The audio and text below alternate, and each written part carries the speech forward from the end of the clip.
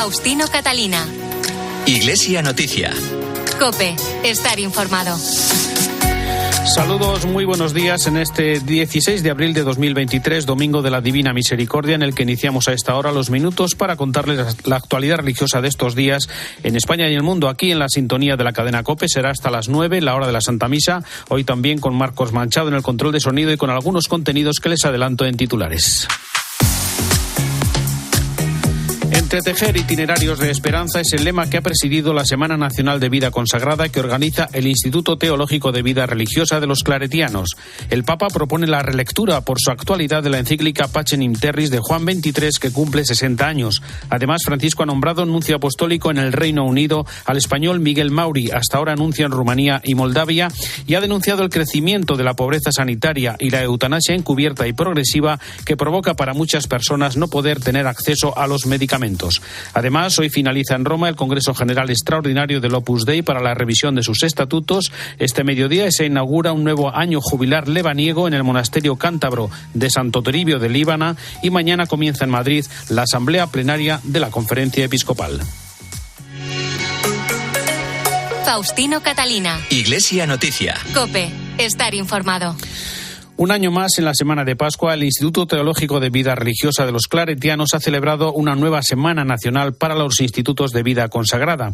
Ha sido la número 52 y ha contado con 300 participantes de forma presencial y otros 200 online, en la mayoría de casos de comunidades religiosas, con lo que se calcula ha llegado a entre 2.000 y 3.000 personas. Del tema y lema elegido, entretejer itinerarios de esperanza, habló el director del Instituto Teológico de Vida Religiosa, Antonio Bellella. Estoy convencido de que en la prolongada tarde que recorremos se esconden los rasgos prometedores de una vida consagrada distinta y que una buena manera de hacer que nazca es la de entretejer itinerarios de esperanza. No emprendemos una tarea fácil y el planteamiento de estas jornadas quiere ser un espacio para abordar nuestra necesidad de crecer en la esperanza con una triple pretensión. Primero, una pretensión dinámica. La esperanza cristiana implica responsabilizarse y ponerse en marcha. La segunda pretensión es la de no ceder a la superficialidad y atender todas las voces posibles. El superior de los misioneros claretianos de la provincia de Santiago, Adolfo Lamata, recordó un detalle de la vida de San Antonio María Claret que invita a esos nuevos caminos de esperanza. Quizás algunos de ustedes sepan que San Antonio María Claret, antes que santo, junto con su familia, fue tejedor. Esta semana nos invita a aprender un arte que a él le ocupó un tiempo muy importante en su juventud, el arte de tejer. Un arte que tiene que ver ciertamente con los telares, pero también es un arte relacional y un arte espiritual. Por eso es muy pertinente procurar tejer redes de relaciones al servicio de la esperanza. Unas vidas entretejidas con otras muchas vidas. La esperanza cristiana no se desarrolla al margen de las diversas experiencias humanas, sino a través de ellas. Entre los participantes han estado el profesor de la Universidad de Friburgo, Mariano Delgado, la presidenta de la Conferencia Latinoamericana de Religiosos, Liliana Franco, la presidenta de la Unión de Superiores Generales, Nadia Copa, o el superior general de los Carmelitas Descalzos, Miguel Márquez. No tenemos un problema de vocaciones, ni de número, ni de fuerzas. Tenemos necesidad de frescura, de esperanza y de realidad. No es vana nuestra esperanza. La Iglesia, la vida religiosa, se abre a una vida por estrenar, en un sepulcro vacío, en la cruz y en el pesebre. Morir, sufrir, nacer de nuevo siempre. Este mediodía tendrá lugar en el monasterio cántabro de Santo Toribio de Líbana la apertura de la Puerta del Perdón, que da inicio a un año jubilar lebaniego. Será el número 74, que tiene lugar cuando la fiesta de Santo Toribio cae, como ocurre este año en domingo. En este monasterio, recordamos, se custodia el Lignum Crucis. COPE Santander, Santiago Ruiz de Azúa. Buenos días. Con la apertura de la Puerta del Perdón comenzará el año jubilar lebaniego, que espera recibir a 2 millones de peregrinos. Los crucenos, que así se les conoce, tendrán así la oportunidad de ganarse la indulgencia plenaria tras peregrinar al que es uno de los 5 lugares santos de la cristiandad. En Santo Toribio se conserva, como recuerda el obispo Manuel Sánchez Monje, el Lignum Crucis, el trozo de la cruz de Cristo más grande que aún perdura. Tener aquí la reliquia más grande de la cruz de Cristo se ha tenido que meter en esa urna, esa cruz, porque antes todo el mundo quería llevarse un poco de reliquia y corría peligro de quedarnos sin ella. El regalo más preciado era llevarse reliquias de donde quiera que se pasaba. La misa de apertura va a tener lugar a las 12 del mediodía, hora a la que a partir de hoy todos los días se celebrará la misa del peregrino, precedida de la acogida y la oración jubilar ante la Puerta del Perdón. Otra cita importante será el 14 de septiembre, cuando tendrá lugar la exaltación de la cruz, que es la fiesta principal del monasterio. En la parte cultural, la programación del año jubilar incluye más de 400 espectáculos y actividades solo en el primer semestre del año. Este fin de semana se celebra en Madrid el encuentro anual de rectores y formadores de seminarios menores, que gira en torno al cuidado de los menores en discernimiento vocacional, desde el prevenir, detectar y acompañar ante los casos de abusos. Sergio Requena es responsable de la Subcomisión Episcopal de Seminarios. Formarse para formar, no solo para la transmisión de conocimiento, sino y sobre todo para proteger y salvaguardar a los menores que están a la escucha de la llamada de Dios. ¿Cómo detectar los abusos si estos se producen? ¿Cómo acompañar mejor a aquellos que han sido abusados?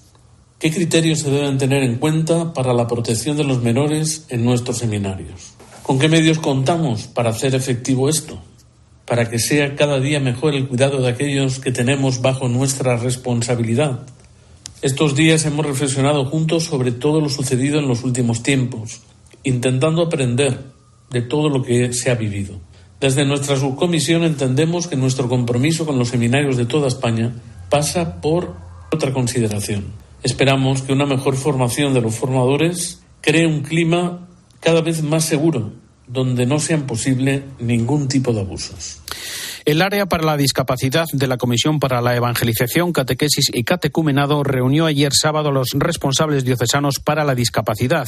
Una jornada en la que los participantes han compartido distintas experiencias sobre el trabajo que se está realizando para hacer accesible la catequesis a las personas que tienen discapacidad visual, física, auditiva e intelectual. Nos lo cuenta la hermana María Granados. Queremos trabajar en estas dos vertientes, en la sensibilidad y en la accesibilidad. Sensibilidad, pues al ejemplo de Jesús, el Maestro, que estuvo siempre cercano y sensible a las personas con estas necesidades. Así que queremos ir forjando en nuestra Iglesia esta sensibilidad, no solo desde el hecho de tener a las personas con discapacidad como receptores, sino también y especialmente como agentes de evangelización.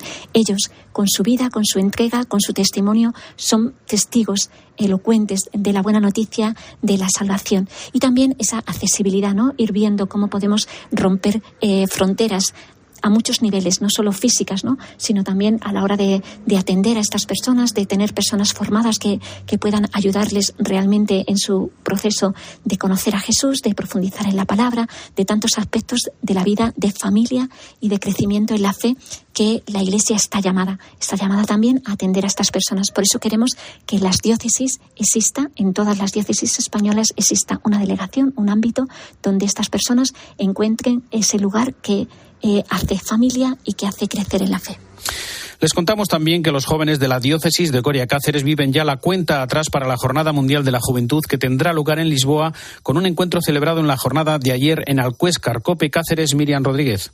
500 de chavales de toda la diócesis participaban ayer en Alcuéscar en el encuentro diocesano de jóvenes para calentar motores de cara a la Jornada Mundial de la Juventud que se celebra este verano en Lisboa. Fue una jornada de convivencia muy divertida la de ayer entre los más jóvenes de la diócesis, con mucha música, charanga y DJs, e incluso se celebró el bautismo de 2 universitarios que se han encontrado con Dios. Lo destacaba el delegado de Pastoral Universitaria de la diócesis y párroco del municipio, el padre Fernando Alcázar. Uno de los objetivos principalmente es que los jóvenes disfruten, o sea, es una fiesta de la alegría, y daremos como una manifestación pública de la alegría y de la Iglesia en tiempo de Pascua. Como particular y especial tendremos el bautizo de 2 jóvenes universitarios que se han encontrado con Dios en la pastoral universitaria, en las reuniones, en los encuentros con los jóvenes. Por cierto, que ya son 172 los peregrinos que acudirán a Lisboa desde esta diócesis. Nuestro obispo anima a participar a todos los jóvenes en la misma. Es una experiencia única y además para los cacereños está más cerca que nunca. Don Jesús Pulido. Y es una oportunidad única para los jóvenes formar parte de un acontecimiento histórico dentro de la Iglesia. Este año tenemos la ventaja de que se celebra muy cerca de nosotros. No es en nuestro país, pero casi nos cae tan cerca como en Madrid, y es una oportunidad única para nuestros jóvenes para que puedan participar. Para los más rezagados todavía quedan unas 80 plazas por completar antes del 24 de abril. Faustino Catalina. Iglesia Noticia. COPE. Estar informado. UMAS, mutua especialista en seguros para el sector educativo. Ofrecemos una solución integral para los colegios y guarderías. Daños patrimoniales, responsabilidad civil, accidentes de alumnos. Más de 1.400 centros ya confían en nosotros. Visítanos en umas.es. UMAS, más de 40 años de vocación de servicio. Faustino Catalina. Iglesia Noticia. COPE. Estar informado. Tiempo ahora para la actualidad internacional que nos lleva hasta el Vaticano en este domingo de la Divina Misericordia. El martes se cumplieron 60 años de la publicación de la encíclica Pacem in Terris, Paz en la Tierra, del Papa Juan XXIII, 53 días antes de su fallecimiento. Es un texto sobre la paz entre todos los pueblos que nació ante el apogeo de la Guerra Fría, con sucesos como la construcción del muro de Berlín o la crisis de los misiles de Cuba. Además de invitar a los hombres y mujeres de buena voluntad a leer esta encíclica, en la audiencia general del miércoles el Papa rezó para que los jefes de las naciones se inspiren en ella, en sus proyectos y decisiones, porque 6 décadas después tiene plena actualidad. Roma, Ángeles Conde. Una audiencia general en la que volvimos a ver al Papa Francisco recorriendo la plaza de San Pedro en papamóvil. El pontífice volvió a invitar a unos niños a subir al vehículo, sin duda una experiencia inolvidable para estos pequeños. El Santo Padre retomó sus catequesis sobre el celo apostólico después de haber hecho una pequeña pausa el miércoles pasado, cuando reflexionó en la audiencia general sobre la Pascua. El Papa explicó este miércoles la cuestión del celo apostólico a la luz de los escritos de San Pablo. En definitiva, advirtió del peligro de un celo distorsionado que nos haga evangelizar las propias ideas en lugar de la palabra de Dios.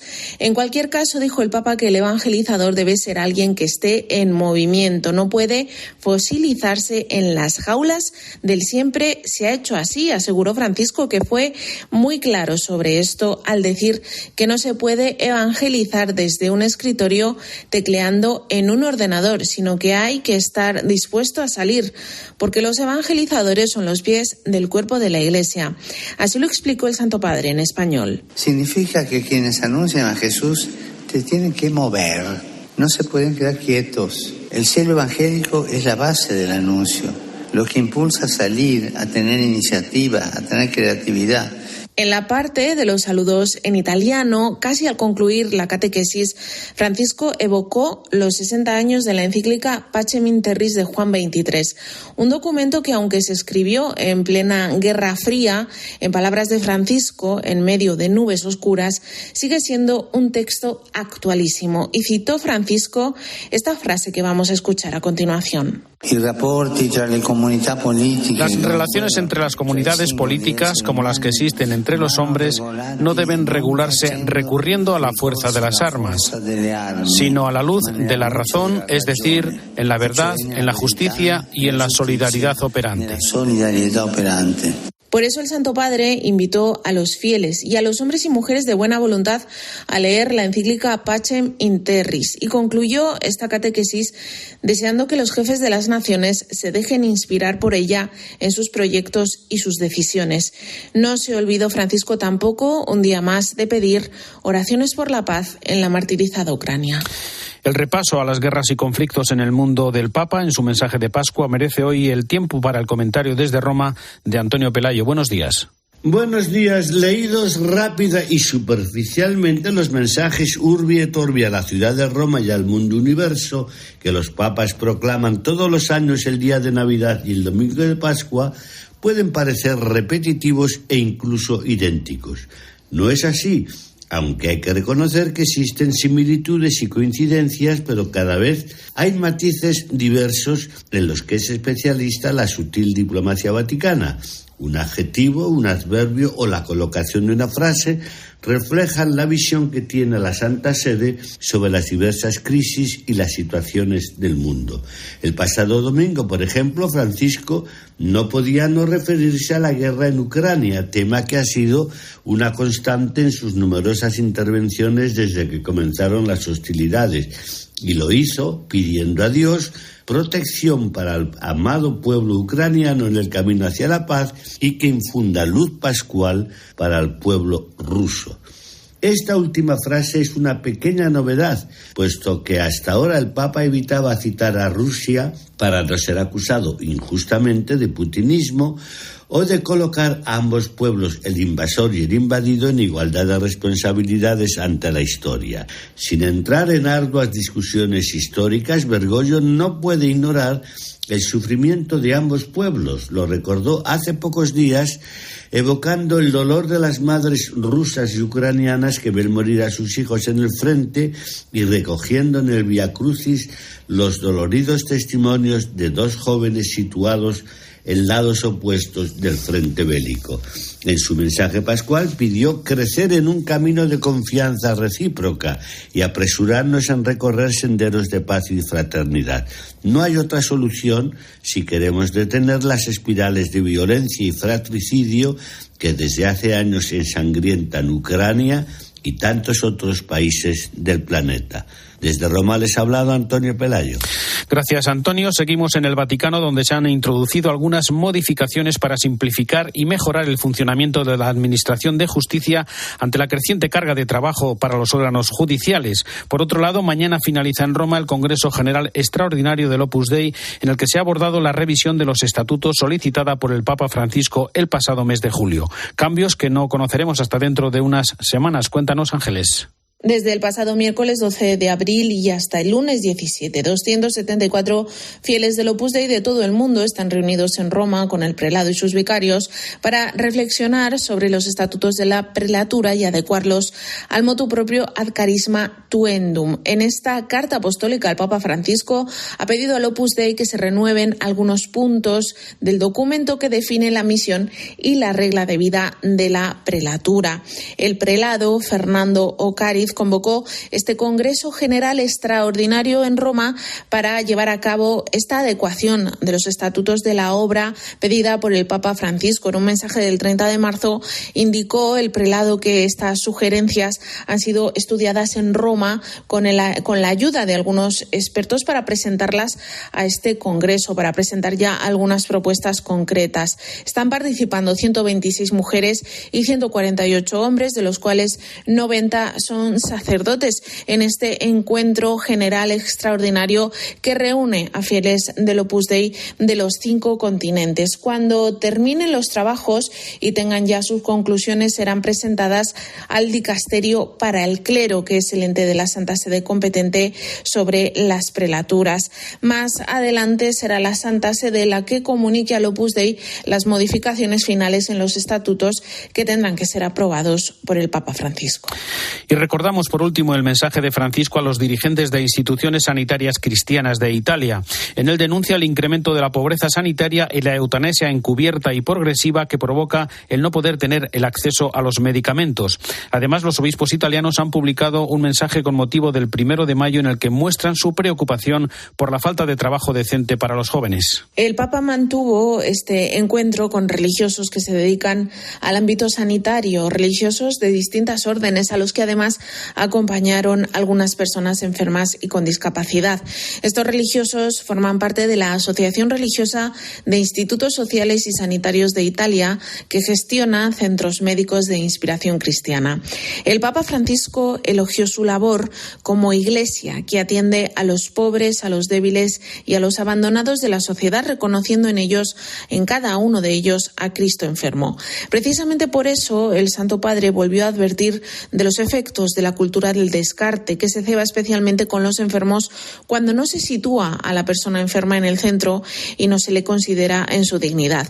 También tocó el pontífice la cuestión del acceso a la asistencia sanitaria. Lamentó que muchas personas en muchas ocasiones en nuestras sociedades, habló en concreto el Papa de Italia, no tengan acceso a la atención médica, bien por las largas listas de espera, porque son ancianas o porque viven en lugares despoblados o bien porque no tienen dinero para pagar siquiera las medicinas. El Papa reivindicó el derecho al acceso a la sanidad, asegurando que cuando esto no sucede se trata de una eutanasia encubierta. Por ejemplo, Francisco planteó lo que sucede con algunos ancianos que tienen que tomar 4 o 5 medicinas y solo pueden conseguir 2.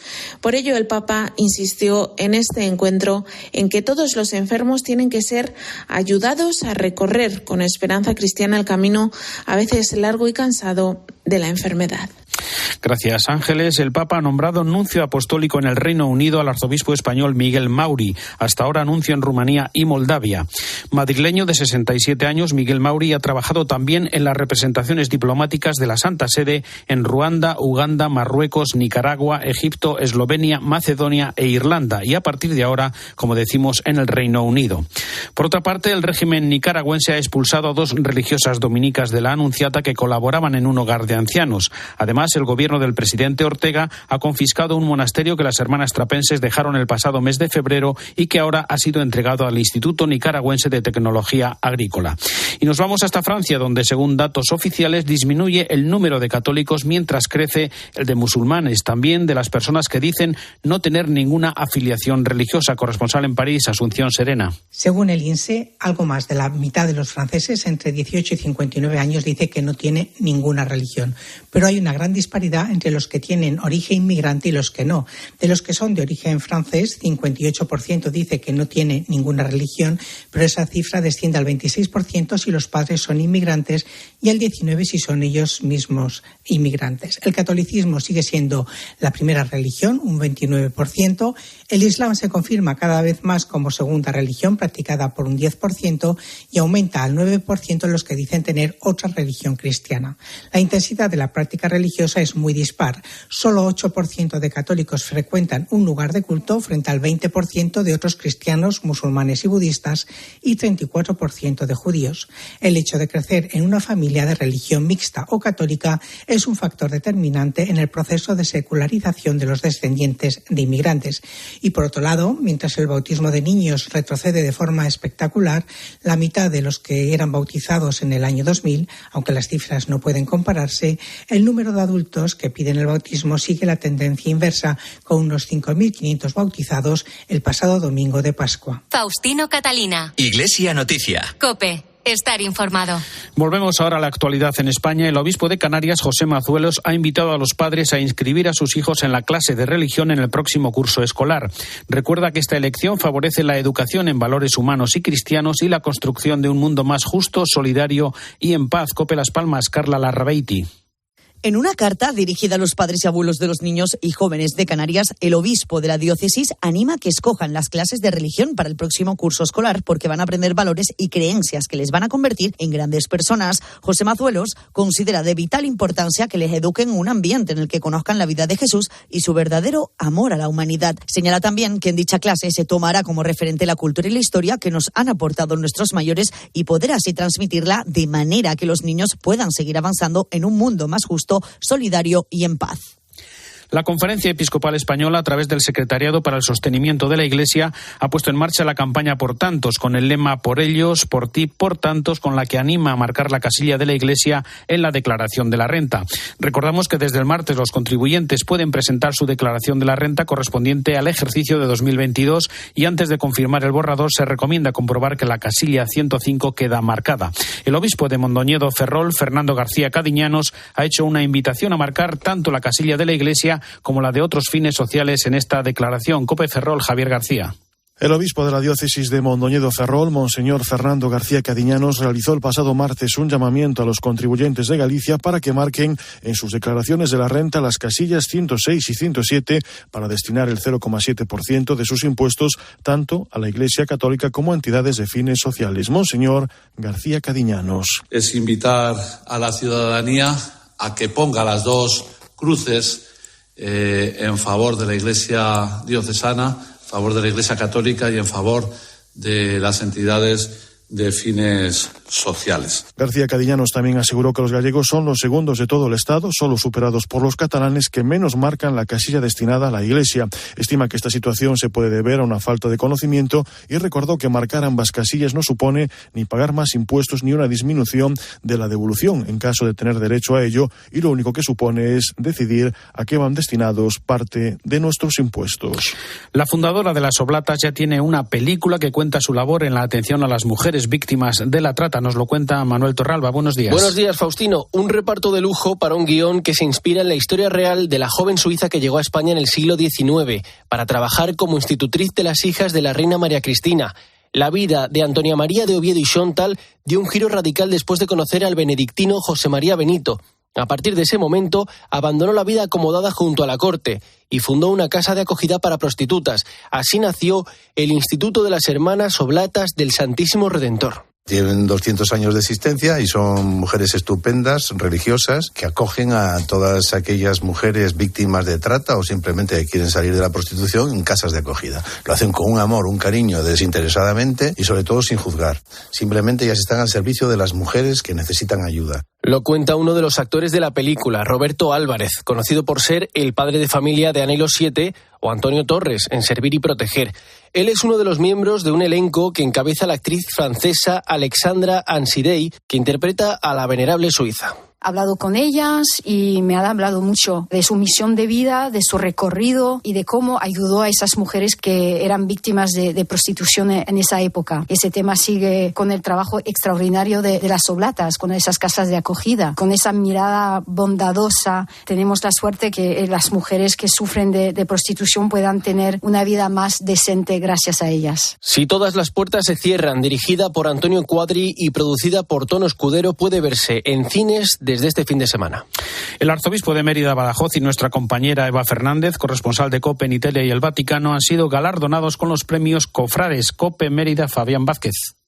La ciudad de Mérida de nuevo le araña unos días más a su Semana de Pasión, declarada de interés turístico internacional, con la celebración de la gala de los premios Cofrades que entregan cada año la cadena COPE y el Ayuntamiento de la capital extremeña. Este año los galardonados en esta 12ª edición han sido la corresponsal de COPE en Italia y el Vaticano, Eva Fernández, el arzobispo de Mérida Badajoz, Monseñor Celso Morga, el capataz y camarera de Nuestra Señora del Mayor Dolor, Antonio Miranda y María Ramos, respectivamente, los grupos jóvenes de las cofradías emeritenses y el joven cantaor flamenco local, el Niño Bermejo. Estos galardones han reconocido también anteriormente, entre otros, al imaginero Álvarez Duarte, a la Policía Nacional y Local y al Grupo del Trabajo del Vía Crucis, uno de los emblemas de la Semana Santa en Extremadura. El Ayuntamiento de Mérida ha felicitado a las personas galardonadas este año, ya que son personas y entidades que por su trabajo en beneficio de la Semana Santa de Mérida son reconocidos por esta casa. Una gala que ha contado con diferentes actuaciones y con la presencia, entre otras autoridades, del presidente de la Junta de Extremadura, Guillermo Fernández Vara. Y antes de terminar, recordamos que mañana comienza en Madrid la Asamblea Plenaria de Primavera de la Conferencia Episcopal. Los obispos estudiarán el proyecto de los corredores de hospitalidad ya en marcha, conocerán el balance de la Semana del Matrimonio y también los preparativos para la Jornada Mundial de la Juventud del próximo mes de agosto en Lisboa. Además de diversos asuntos económicos y de seguimiento, elegirán a los obispos que participarán en el sínodo el próximo mes de octubre y el arzobispo José María Gil Tamayo presentará el proyecto del Comité de Estudios y Proyectos.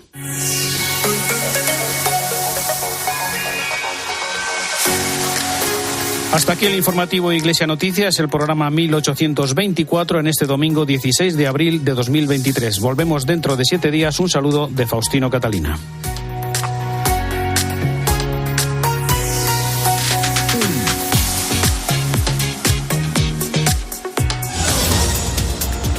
Buenos días. Alemania despierta hoy sin ninguna central nuclear en funcionamiento. Los últimos 3 reactores que quedaban se han apagado, aunque el desmantelamiento no terminará hasta 2030. Una decisión de Angela Merkel hace 12 años que se ha llevado a cabo de manera progresiva y que se retrasó a finales del año pasado por la crisis energética. Por lo demás, miramos también a Francia, donde mañana su presidente Emmanuel Macron comparecerá tras haber promulgado la reforma de las pensiones con el aumento de la edad de jubilación a los 64 años. Mientras continúan los disturbios en ciudades como Rennes y Burdeos. Y aquí en España seguimos pendientes de la evolución del incendio declarado en Mequinenza, en el límite entre Zaragoza y Lérida, que ha arrasado 350 hectáreas y que avanza muy rápido por el fuerte viento. Además, los 130 vecinos evacuados por el incendio de Alcira, en Valencia, podrían volver a sus casas hoy tras haberse estabilizado ese fuego. Ahora te quedas con la Santa Misa.